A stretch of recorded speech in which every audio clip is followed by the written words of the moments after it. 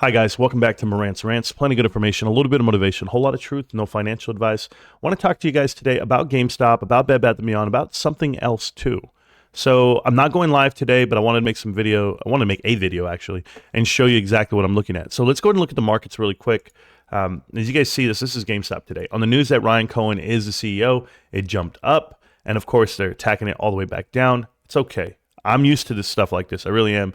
5 million shares traded back and forth. Somebody has to come at me with the correct data as far as what's the short percentage on GameStop, because they're shorting the hell out of it. They have to at this point. I've seen everyone buy the dip.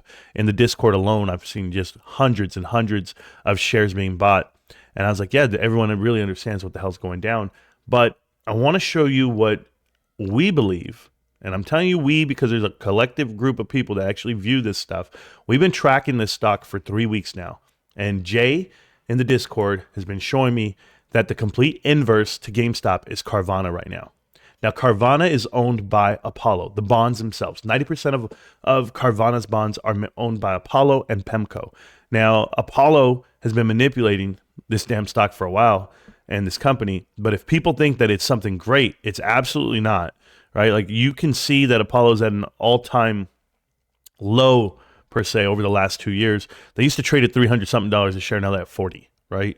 But they have $6 billion worth of corporate debt. They restructured $3 billion of it. $6 billion, and they've never made a profit other than one quarter during the pandemic. They don't make a profit. They're a complete lost company.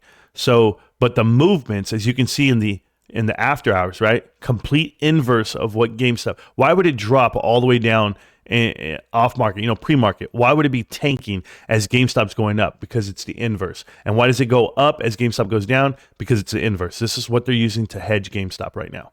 And I knew it. We've talked about it, and I'm finally putting it out into the light so people really see what it is. It's Carvana, the new hedge to GameStop. We knew that it was AMC for a couple of years, and now it's this one. They have to get in and out of stuff. They have to pump liquidity out of something because it's gone, right? AMC's not going to do it. It's going to be Carvana. Now, Costco, looking great. Obviously, a leg up. I love it. They beat out earnings. This is a stock I know and I love.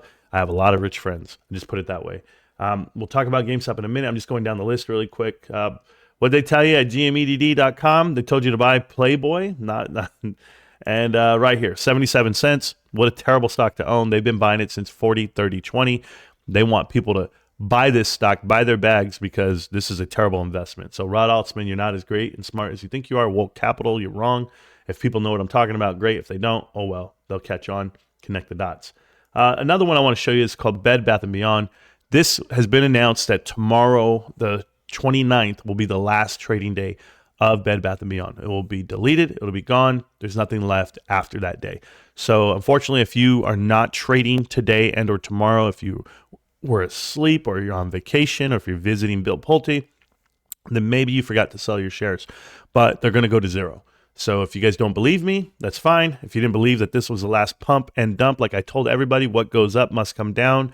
I said that yesterday, and there's no doubt in my mind on this. So Bed Bath & Beyond, it has been announced, will be deleted and gone forever starting Saturday.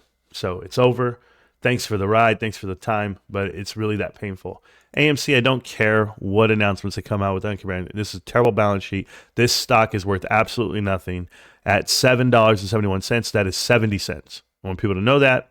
And that yellow line that you see right here that I put out, this yellow line is the actual line where AMC sold most of their shares recently. But as you can see how far down they are from what they used to be. And it's just never going to come back. It's just not. I'm sorry, guys. This is your stock. As you can see it way down here at the bottom. Adam Aaron did that to you, so don't blame me. So we got the headlines. We got the updates for everything. I just want people to know what's happening with GameStop. Yes, they're shorting the hell out of it. They're attacking it. They have to.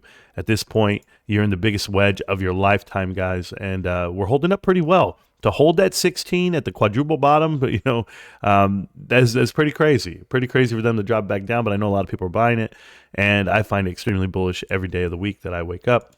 But I want to talk to you guys really quick, just so you understand how I view Ryan Cohen and GameStop. GameStop's a forever investment for me, and it has been. I've had so many people reach out to me and say, Morantz, why are you invested? Can you give me the shorts, the cliff notes? Can you tell me why anyone should buy in or whatever? Maybe I don't know why you should buy in. I don't know why you would want to come in for this ride, the investment of a lifetime. I don't know what you have. I had a guy tell me, man, I got money, I got dry powder, but I want a quick return. I want it now. I'm like, well, then don't come around me because this is not what I'm doing. I'm investing into something that I believe in, and it has longevity. It really does. Ryan Cohen became the CEO overnight, just last night. But I think he has the idea, like most people, that it's going to take time. He's going to show you profits. He's going to do the song and dance as far as telling Wall Street they can kiss it. They can kiss where the moon don't shine type stuff. But for me personally, I think Ryan's the right man for the job.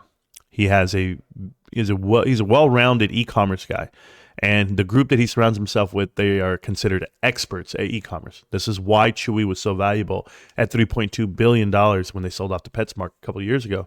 GameStop's infinitely better just walking in. The balance sheet is strong. The leadership is strong. And then you, the investor, you guys are going nowhere. So me personally, I shop at GameStop. This week alone, we bought the Mortal Kombat X. Additionally, there was a PS5 purchase via my family.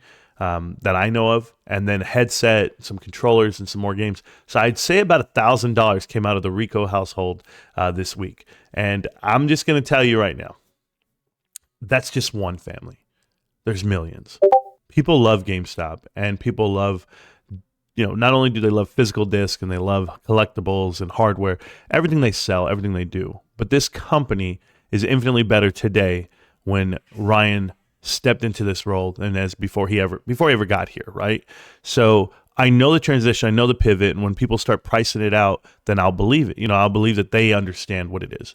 I'm going to give you a case in point, okay? And you guys can hear me out on this all you want. There's a guy out there, Wedbush analyst named Michael Packer. He has his own YouTube channel. He puts out so many, articles to downplay what GameStop is, to talk crap about Ryan Cohen and they call him a failure. Hey, you know what, guys? He hasn't failed yet, right? He's made some missteps. He's been extremely, if a billionaire is a failure, let me be a failure, right? But here's the crazy part. He puts out a price target, Michael Packer, Wedbush, that GameStop's only worth about $6. Cash alone, GameStop is worth $4.15 a share. That's on the cash position. When you look at the inventory, the assets, the brand, and what it's worth, you're going to tell me that it's only worth about $1.85 a share? You're going to tell me it's only worth $400 million, $500 million? If I sold every building, if I sold every piece of inventory they have, you would have an infinite amount of money more than just $500 million. They do $6 billion in sales annually. So what do you think the company's really worth? Wedbush, when are you going to give it a true and proper evaluation? That's all I'm asking. But maybe some people will now that Ryan's in the driver's seat, or maybe some people won't. Maybe some people are against him. But 4 years, 8 years, 12 years from now, I wonder what you'll all be saying. Because I know what I'll be saying. The same thing I've always said. GameStop. Can't stop, won't stop, GameStop. I'm going to see you around, millionaires. Peace.